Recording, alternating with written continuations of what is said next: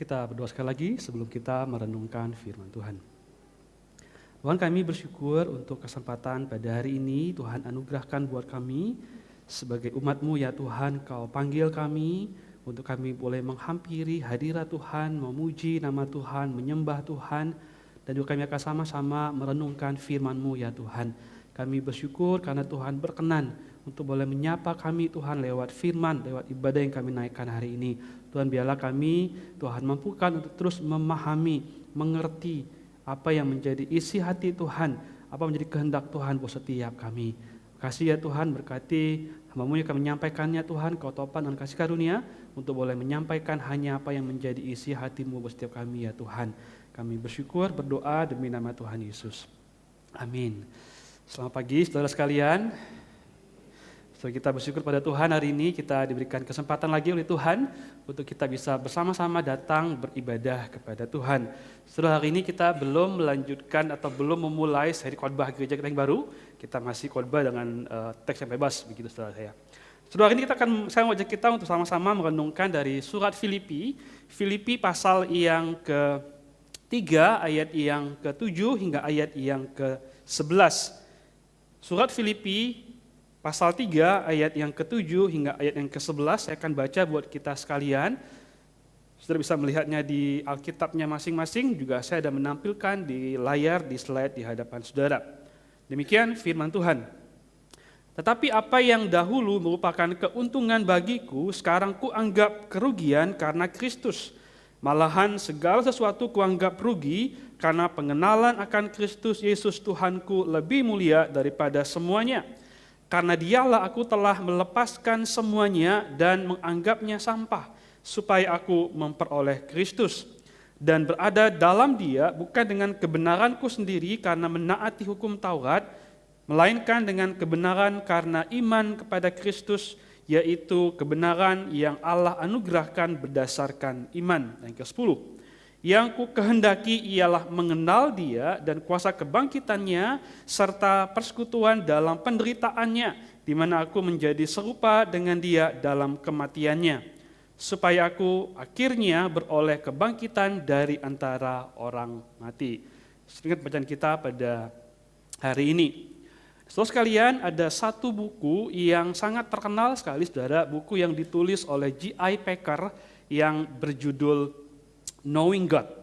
Sebuah buku yang sangat baik sekali saudara sekalian, yang mengajak kita untuk bukan hanya banyak tahu tentang Allah, tetapi cuma tahu di kepala kita, begitu di pikiran kita, tetapi dia juga mengajak kita untuk sungguh-sungguh kita mengenal Tuhan secara pribadi dan kita mengalami Tuhan di dalam hidup kita. So, J.I. Packer mengatakan beberapa hal yang menjadi tanda seseorang itu mengenal Tuhan. Yang pertama, dia katakan bahwa seorang yang mengenal Tuhan atau mereka yang mengenal Allah adalah mereka yang memiliki energi besar bagi Allah. So, ini bukan berarti bahwa kita tidak boleh capek, begitu ya, nggak bisa lelah, bukan. Tetapi kita selalu punya energi, selalu punya keinginan besar untuk terus berkarya dan melayani Tuhan, melayani Allah yang kita kenal. Yang kedua, dia bilang bahwa mereka yang mengenal Allah adalah mereka yang memiliki pikiran-pikiran yang dalam tentang Allah. Ini juga bukan berarti bahwa waktu kita menjadi Kristen atau kita kenal Tuhan, kita otomatis memahami begitu ya, seluruh doktrin Kristen begitu.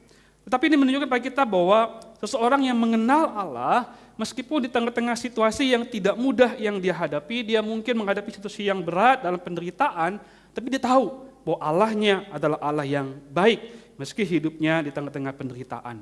Orang yang kemudian mengenal Allah berani, ya punya keberanian yang besar, menunjukkan keberanian yang besar mereka bagi Allah. Artinya meski ada penganiayaan, tantangan, beban hidup, atau bahkan ancaman bagi hidup mereka, mereka tetap menunjukkan iman mereka kepada Allah. Dan terakhir, kata si Packer, mereka yang mengenal Allah adalah mereka yang puas hanya di dalam Allah.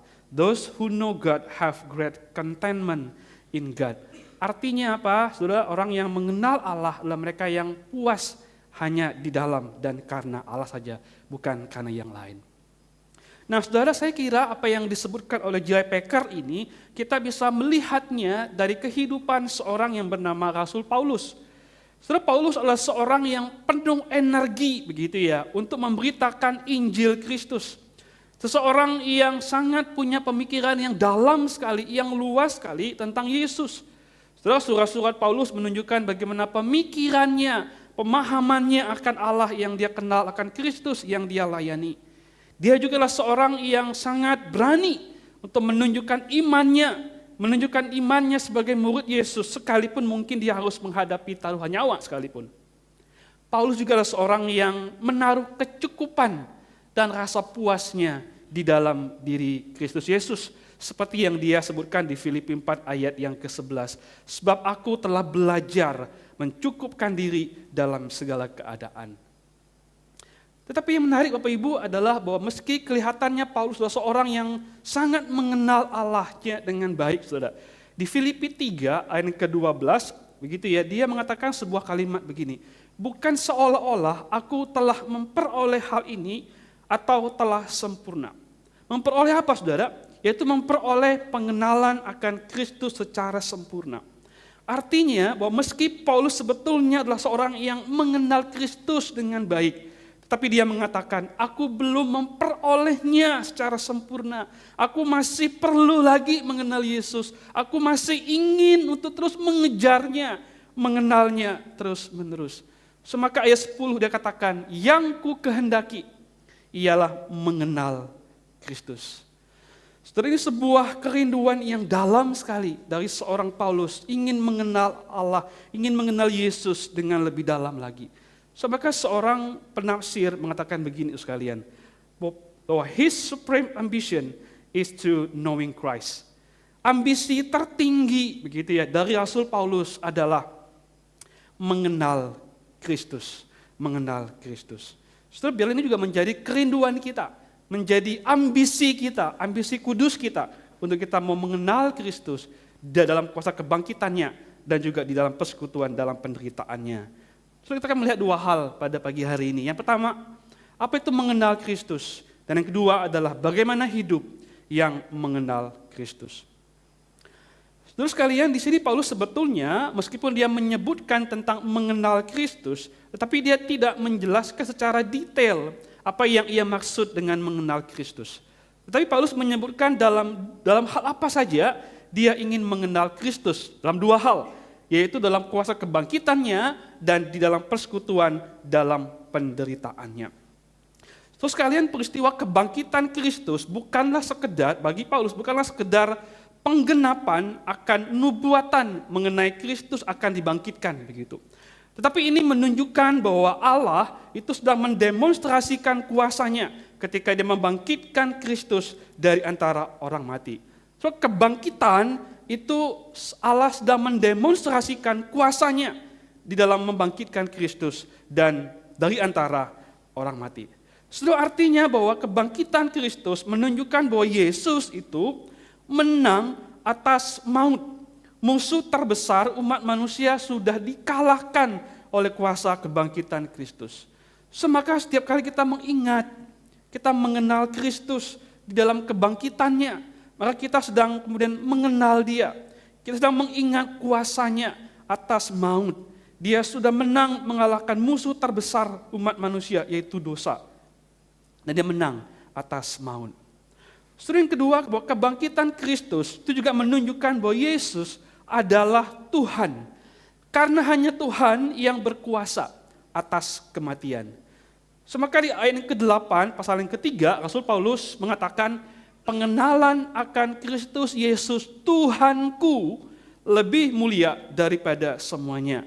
Paulus mengatakan bahwa Yesus Kristus adalah Tuhannya yang berkuasa atas kematian. Maka ketika ada orang yang menolak fakta kebangkitan, sebetulnya dia sedang menolak bahwa Yesus adalah Tuhan. Sebaliknya, waktu kita kemudian meyakini bahwa Yesus benar-benar mati dan bangkit, bahwa kebangkitannya adalah sebuah fakta. Dengan demikian kita juga mengakui bahwa Yesus memang adalah Tuhan yang berkuasa atas kematian. Sudah, kebangkitan Kristus juga menunjukkan kuasa Allah yang memberikan hidup yang baru, kehidupan yang baru. Saudara, Kristus memang harus mati untuk menggantikan kita, menjadi pengganti kita. Tetapi kemudian Kristus tidak hanya mati, tetapi bangkit. Dan dalam kebangkitannya itu, kita melihat satu kehidupan yang baru di dalam Kristus. Hidup yang dipulihkan, hidup yang diubahkan, hidup yang di dalam tubuh kebangkitan, tubuh yang baru, tubuh kemuliaan, tubuh kebangkitan yang Kristus kenakan ketika kebangkitannya. Semoga kuasa kebangkitan Kristus itu bukan hanya menyelamatkan kita, tetapi juga memulihkan hidup kita sebetulnya. Dan memberikan kepada kita kehidupan yang baru, tubuh yang baru, tubuh kemuliaan di dalam kebangkitan Kristus. Saudara, apa implikasinya bagi setiap kita, Bapak Ibu sekalian? Saudara, kita mungkin atau kita sangat mungkin ingat begitu saudara ya, kisah tentang Thomas sekalian, salah seorang murid Yesus yang tidak hadir waktu Yesus pertama kali menampakkan diri setelah kebangkitan kepada murid-muridnya begitu. So ketika murid-murid memberitahu Thomas bahwa mereka telah melihat Yesus yang bangkit, dia berkata kepada teman-temannya, kepada murid-murid yang lain, sebelum aku melihat bekas paku pada tangannya dan sebelum aku mencucukkan tanganku ke dalam lambungnya, sekali-kali aku tidak akan percaya. So, lalu kemudian 8 hari kemudian Yesus menampakkan diri lagi kepada murid-muridnya dan hari itu Thomas ada di sana. So, perhatikan kata Yesus kepada Thomas, taruhlah jarimu di sini dan lihatlah tanganku, ulurkanlah tanganmu dan cucukkanlah ke dalam lambungku dan jangan engkau tidak percaya lagi, melainkan percayalah. Lalu Thomas berespon kepada Tuhan, ya Tuhanku dan Allahku. So yang mungkin menjadi pertanyaan buat kita saudara begini, saudara apakah waktu kebangkitan Yesus dengan tubuh yang baru itu, yang telah dipulihkan itu, saudara apakah masih ada bekas lubang paku di tangannya? Begitu ya. Apakah masih ada bekas tombak di lambungnya? Saya percaya Bapak Ibu sekalian bahwa bekas lubang paku itu di tangan Yesus masih ada.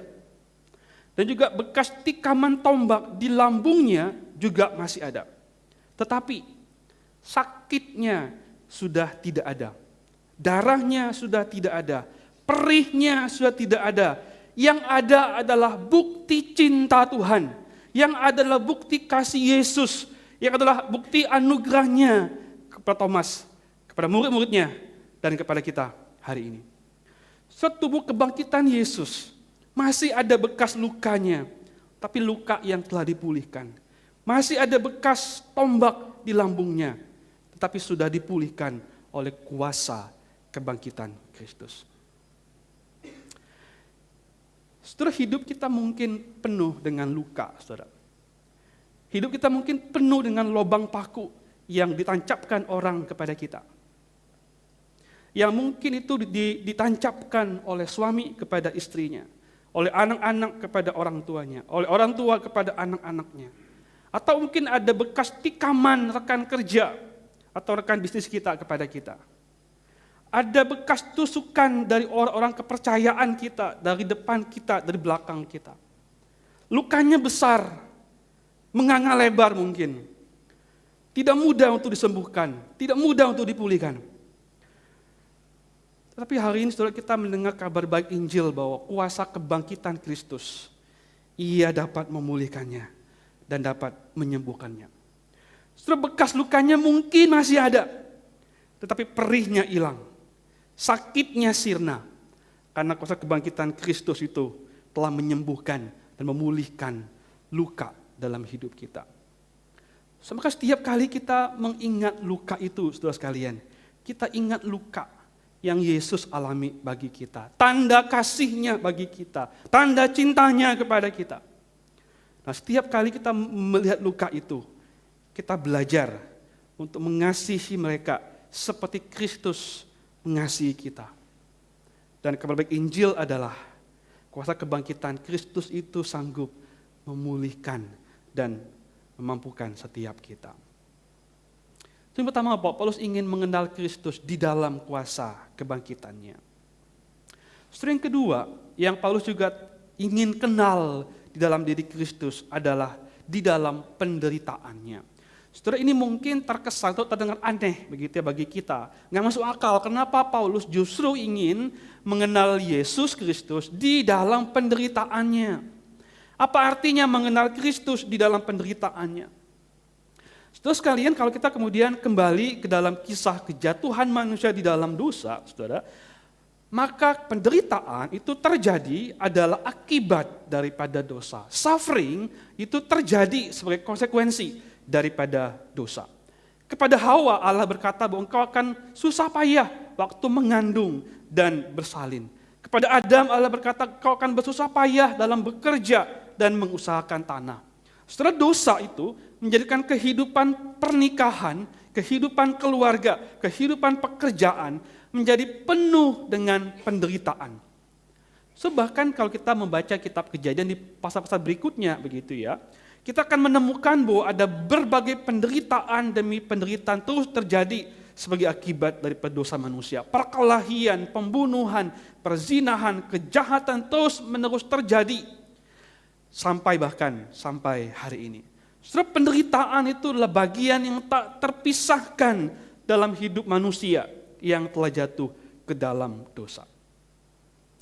Tetapi sebetulnya kalau kita mau melihat lebih jauh Bapak Ibu sekalian, sebetulnya semua penderitaan kita di dunia ini sebagai akibat dosa tidak pernah sebanding dengan penderitaan dan penghakiman Allah atas dosa kita, dosa manusia berdosa. Sebuah penderitaan yang mengerikan, sebuah penderitaan yang menakutkan, yaitu murka Allah, penghukuman kekal untuk selama-lamanya atas dosa. Kalau kita mungkin bertanya, seberapa besar penderitaan yang harus kita tanggung sebagai akibat daripada dosa? So, jawabannya adalah, lihatlah kepada salib Kristus. So, pandanglah kepada salib. Karena di sana kita melihat semua penderitaan atas dosa itu disingkapkan pada kita, diperlihatkan pada kita. Semua penderitaan yang seharusnya ditanggung oleh kita alami sebagai akibat dosa, itu diperlihatkan oleh Tuhan di atas salib. Tapi yang ngalamin bukan kita. Kristus yang ngalaminya bagi kita. Setelah di atas salib itu, Yesus menderita kesakitan. Dia dihina, direndahkan, diolok-olok, dipermalukan dengan digantung di tiang salib, bersebelahan dengan dua orang penjahat yang keji. Di salib itu, Yesus mengalami kesendirian, ditolak, bahkan ditinggalkan oleh Bapa. Satu pengalaman yang mengerikan sebagai akibat daripada dosa. Di salib itu, Kristus mengalami penderitaan hingga kematian karena dosa. Setelah penderitaan dan kematian yang seharusnya kitalah yang tanggung, yang seharusnya kitalah yang jalanin. Tapi Yesus menggantinya, menanggung semua penderitaan akibat dosa itu demi kita, bagi kita. Lalu apa implikasinya buat kita, saudara sekalian? Maka setiap kali kita memahami, semakin dalam kita memahami penderitaan Kristus bagi kita, maka semakin dalam kita mengasihinya. Semakin kagum kita akan Dia, semakin hati kita penuh dengan syukur kepada Tuhan yang sudah begitu menderitanya, bahkan mati bagi kita. Saudara, bukankah kita itu manusia sekalian? Hati kita itu mudah terenyuh, saudara, mudah tersentuh, mudah terkagum begitu ya. Ketika kita melihat ada orang-orang yang rela berkorban, bahkan menderita bagi orang lain. Begini misalnya, bukankah hati kita itu seringkali gampang terenyuh, tersentuh begitu ya.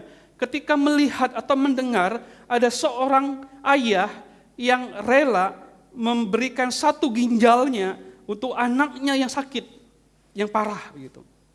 Atau yang memberikan darahnya untuk disumbangkan kepada anaknya. Kita terkagum, kita terenyuh, tersentuh dengan peristiwa itu.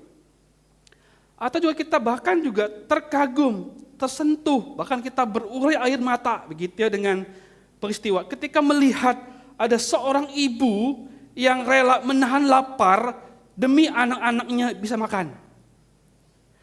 Terlebih lagi saudara, kalau anak itu adalah kita. Kita ngalamin ada ayah yang berkorban seperti itu. Ibu yang rela berkorban seperti itu buat kita. So, bukankah kemudian kita akan lebih lagi bersyukur punya orang tua seperti mereka? Tapi tahukah kita saudara bahwa kita tidak hanya mendengar kisah ada orang yang mati buat orang lain. Kita tidak hanya mendengar kisah ada seorang yang rela memberikan nyawanya bagi seorang yang bobrok, seorang yang bejat, seorang yang hina, seorang yang berdosa. Kita nggak cuma dengar cerita itu, tapi kitalah orangnya yang mengalami ada seorang yang tidak berdosa, seorang yang tak bercela itu mau menderita, mau mati buat kita, bahkan mati di kayu salib buat kita. Kita tidak hanya dengar kisah itu, tapi kitalah orang yang mengalami cerita itu. Karena Kristus menderita, bahkan mati bagi kita. So, maka pengenalan kita akan penderitaan Kristus itu seharusnya membuat kita semakin bersyukur pada Tuhan. Mengasihi Dia, semakin kagum buat cintanya, semakin terpesona akan kasih-Nya kepada kita. Tapi yang kedua, saudara sekalian, bahwa pengenalan kita akan penderitaan Kristus bagi kita, itu juga memampukan kita untuk bertahan di dalam penderitaan. Saudara sekalian, di tengah-tengah dunia kita yang berdosa ini, kita pasti tidak lepas dari berbagai penderitaan. Penderitaan mungkin karena kesalahan kita sendiri itu sekalian. Tapi juga mungkin penderitaan karena disebabkan oleh orang-orang di sekitar kita, oleh pasangan kita, oleh anak-anak kita, oleh orang tua kita, oleh rekan kerja kita yang mungkin menipu kita, yang mungkin curang pada kita sehingga kita mengalami kerugian besar dan kita menderita karenanya. Atau mungkin ada orang yang sengaja berbuat jahat pada kita dan karena itu kita menderita di tengah-tengah dunia ini. So, kabar baiknya adalah bahwa dalam kebangkitan Kristus itu kita bisa merasakan ada kekuatan pertolongan daripada Tuhan. Setelah mungkin penderitaan kita tidak berakhir, kita mungkin masih akan mengalami berbagai penderitaan karena hidup kita di tengah-tengah dunia ini begitu. Tapi kita meyakini bahwa kalau penderitaan terbesar kita itu telah dikalahkan oleh Kristus di kayu salib, so, maka waktu kita mengakhiri dunia ini, kita tahu bahwa kita tidak akan pernah lagi mengalami penderitaan karena kita bersama dengan Kristus yang telah menang atas penderitaan akibat dosa. So, jadi kita seolah kita ingin mengatakan begini, it's okay. Kalaupun hari ini kita menderita, ada kekuatan yang Tuhan berikan pada kita, tapi kita tahu akhirnya nanti kita pasti akan menang bersama dengan Kristus karena penderitaan terbesar kita telah ditaklukkan di dalam Kristus. So, maka ini memberi kekuatan kepada kita, bukan? Waktu kita menghadapi penderitaan di tengah-tengah dunia ini. Paulus setelah dia menjelaskan tentang mengenal Kristus, lalu kemudian dia membawa kita dan kita mau bersama-sama merenungkan tentang bagaimana hidup yang mengenal Kristus. Bagi Paulus sekalian, mengenal Kristus atau hidup yang mengenal Kristus itu tidak bermegah, tidak mengandalkan, dan tidak menaruh percaya diri kepada hal-hal yang lahiriah, tetapi pada anugerah Allah. Hidup yang mengenal Kristus tidak akan bermegah, tidak akan mengandalkan, dan tidak akan menaruh percaya dirinya kepada hal-hal yang lahiriah itu, tapi kepada anugerah Allah. Setelah di ayat yang ke-5-6 dalam Filipi 3, Rasul Paulus memiliki banyak hal yang bisa ia megahkan sebetulnya, saudara sekalian. Yang bisa ia andalkan, yang bisa dia pakai untuk menaruh kepercayaan dirinya. Dan Paulus menyebut itu sebagai keuntungan yang dimiliki oleh Paulus. So, misalnya disebutkan bahwa dia disunat pada hari ke-8, menunjukkan bahwa dia adalah orang Israel. Juga disebutkan bahwa dia lahir dari orang Israel. Dia juga adalah dari suku Benyamin. Setelah suku Benyamin itu merupakan satu suku yang sangat dihormati oleh suku-suku Israel lainnya. So, waktu kemudian tanah perjanjian dibagi kepada suku-suku Israel, maka suku Benyamin itu menempati wilayah Yerusalem, kota Allah, tempat pemerintahan Israel pada waktu itu. Bahkan kemudian waktu kerajaan Israel terpecah menjadi dua bagian, utara dan selatan, begitu ya. Terus suku Benyamin dan Yehuda lah yang tetap setia kepada kerajaan Daud di selatan di Yerusalem. Sehingga suku Benyamin itu suku yang terpandang di tengah-tengah orang Israel pada waktu itu. So, Paulus juga mengatakan bahwa dia adalah orang Ibrani asli, Hebrew of Hebrews. So, artinya apa? Dia mau katakan bahwa dia orang yang sangat, meskipun dia fasih berbahasa Yunani, tapi juga dia fasih berbahasa Ibrani. Dia juga memegang erat tradisi-tradisi Ibrani, Yahudi, budaya, semua dia pegang tanpa terkecuali. Lalu dia juga mengatakan bahwa tentang pendirian, dia adalah seorang Farisi. Seorang Farisi yang sangat ketat menjaga hukum Taurat, membela Tauratnya, sangat teliti dalam menafsirkan setiap hukum Taurat. Bahkan mereka juga menjaga kesucian moral mereka, hidup mereka, spiritual mereka.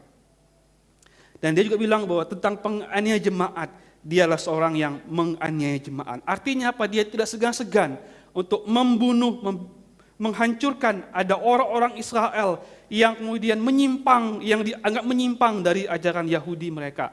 Dan orang Kristen dianggap sebagai menyimpang sehingga dia rasa perlu untuk dianiaya dan sebagainya. Lalu dia menyimpulkan dengan satu hal, Bapak Ibu dibilang, tentang menaati hukum Taurat, aku tidak bercacat, kata Paulus, blameless. So di sini dia ingin mengatakan bahwa dia sebetulnya punya banyak hal untuk ia megahkan, punya semuanya yang untuk dia andalkan dalam hidupnya, punya segalanya untuk dia bisa menaruh rasa percaya dirinya, kebanggaan dirinya, kepuasan dirinya. Tapi ayat 7 ini kita baca, dia mengatakan bahwa tetapi apa yang dahulu merupakan keuntungan bagiku, sekarang ku anggap kerugian karena Kristus. Sudah apa artinya kerugian karena Kristus? So di ayat ke-8, Paulus menjelaskan tentang kerugian dengan dua kata. Itu kata melepaskan dan sampah. Sudah artinya begini, segala sesuatu yang dahulu adalah keuntungan bagi Paulus, dan sekarang ini dia anggap sebagai sebuah kerugian atau sesuatu yang pantas untuk dibuang, yang layak untuk dilepaskan, bahkan dia anggap itu sebagai sampah. So kenapa? Karena bagi Paulus, pengenalan akan Kristus Yesus lebih mulia daripada semuanya. Setelah di sini Paulus ingin mengatakan bahwa pengenalan akan kuasa kebangkitan Kristus dan penderitaan Kristus itu jauh lebih indah dan jauh lebih mulia daripada semua yang ada dalam dunia ini. Sebayangkan satu perubahan paradigma, gitu ya, perubahan cara pandang, perubahan cara berpikir, atau kita boleh bilang pertobatan yang dalam ini, begitu, tentang hal-hal dalam dunia ini jika dibandingkan dengan pengenalan akan Kristus. Saudara, hal-hal yang tadinya merupakan keuntungan bagi Paulus, suatu privilege bagi dia, hal-hal yang dapat ia megahkan, dapat ia banggakan, hal-hal yang dulu dapat jadi tempat dia menaruh rasa percaya dirinya, confidence-nya. Sudah hari itu, Paulus katakan semua itu dilepaskan, bahkan dia menganggapnya sebagai sampah. Karena pengenalan akan Kristus Yesus lebih indah dan lebih mulia daripada semua itu. Saudara sekalian, apa yang bisa kita renungkan dari bagian ini? Saudara, apa hari ini hal yang paling kita banggakan, yang kita megahkan? Apa hal-hal yang seringkali kita andalkan dalam hidup kita? Saudara, apa hal-hal yang setiap kali kita bicara dengan orang, kita selalu mengulang hal itu. Hal-hal yang kita banggakan. Anak mungkin, pekerjaan mungkin, prestasi mungkin. Semua pencapaian hidup kita mungkin. Atau apa hal-hal yang kita andalkan dalam hidup kita. Waktu kita ada masalah, kita langsung kepikir hal itu. Dan bukan Tuhan. Atau apa hal-hal yang seringkali, saudara, menjadi tempat di mana kita menaruh rasa percaya diri kita. Seandainya aku punya itu, maka hidupku aman, aku pede, aku puas. Kalau aku punya itu, aku bisa dipandang oleh banyak orang. So, di mana atau apa yang sering kita banggakan, yang kita andalkan, yang kita jadikan tempat menaruh rasa percaya diri kita. So, mungkin itulah status sosial kita. Suku kita mungkin. Atau mungkin background keluarga kita. Pendidikan kita. Gelar kita. Atau mungkin jabatan kita di kantor. Atau mungkin itu adalah berbagai prestasi dan pencapaian kita. Atau mungkin itu adalah anak kita, suami kita, istri kita. Atau mungkin itu harta kita, kekayaan kita. Atau mungkin berbagai relasi-relasi kita, koneksi kita banyak yang kita bisa andalkan. Atau mungkin adalah moral hidup kita, kesalehan kita yang kita pikir bahwa saya tidak pernah berbuat hal-hal yang amoral, I'm good enough to perform, cukup baik. Atau mungkin itu adalah hal-hal yang kita banggakan untuk kita menaruh rasa aman kita, percaya diri kita. So, semua itu mari kita bandingkan dengan pemahaman kita, pengenalan kita akan Kristus. So, mari kita bandingkan tentang kebanggaan duniawi kita itu dengan kuasa kebangkitan Kristus yang mengubahkan hidup kita dari seorang pendosa besar jadi seseorang yang diangkat, diadopsi menjadi anak Allah. Sebandingkan tentang penghinaan Kristus yang dia alami supaya kita dikasihi oleh Allah. Bandingkan dengan penolakan yang Kristus alami supaya kita diterima oleh Allah. Sebandingkan dengan cawan murka Allah yang Yesus harus minum di Taman Getsemani supaya kita tidak harus minum cawan murka Allah.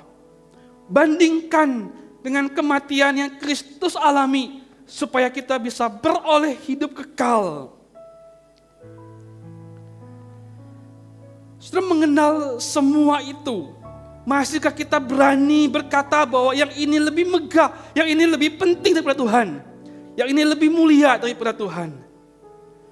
So, merenungkan betapa Tuhan mengubah hidup kita, menyelamatkan kita, menderita bagi kita, supaya kita dikasihi Allah, kita diterima oleh Allah, diampuni dosanya.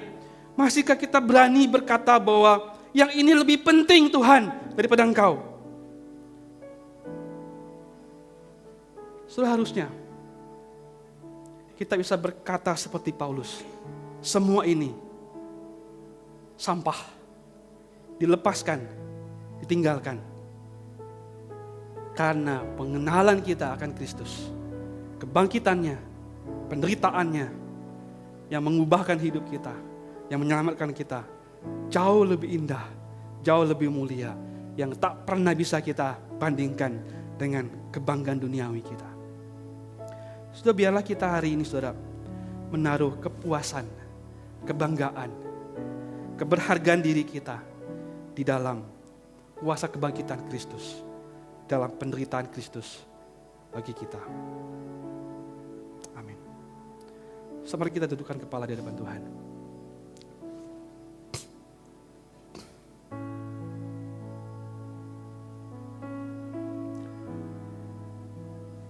Saudara, ada dua pertanyaan refleksi yang saya mau saudara renungkan. Saudara, yang pertama, luka apa yang masih terasa perih di dalam tubuhmu, di dalam hatimu, setiap kali engkau mengingatnya? Luka itu mungkin digoreskan oleh pasanganmu, oleh orang tuamu kepadamu mungkin.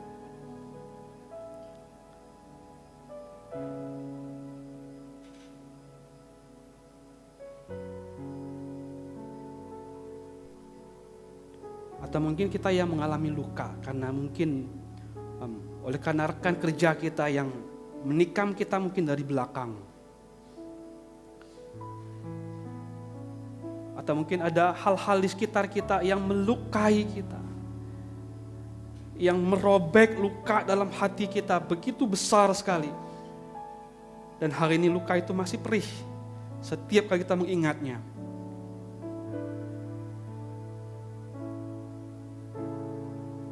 So, mari bawa luka itu kepada Kristus yang bangkit. Karena kuasa kebangkitannya sanggup memulihkan kita.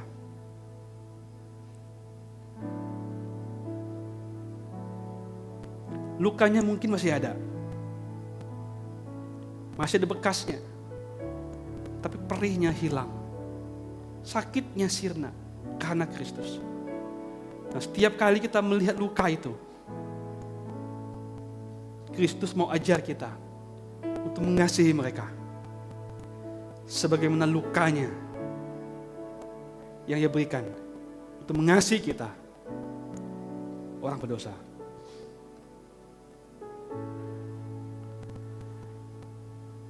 Dalam hal apa, saudara, kita masih sering kali menaruh kebanggaan, rasa percaya diri kita, keluarga mungkin, uang kita, harta kita, jabatan kita, anak-anak kita, semua pencapaian yang kita pernah miliki. Semoga hari ini, karena Kristus, Engkau melepaskannya, bahkan menganggapnya sampah. Karena pengenalan kita akan Kristus, akan kuasa kebangkitannya dan penderitaannya jauh lebih indah, jauh lebih mulia daripada semua itu. Mari kita masing-masing dudukkan kepala, berdoa pada Tuhan.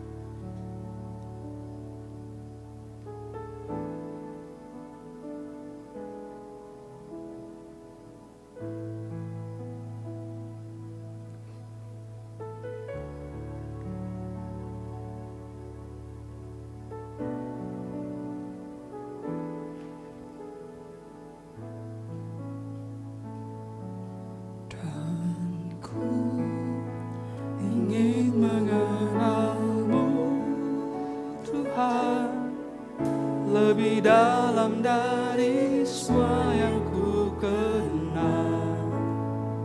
Sama kita katakan, tiada kasih yang melebihimu.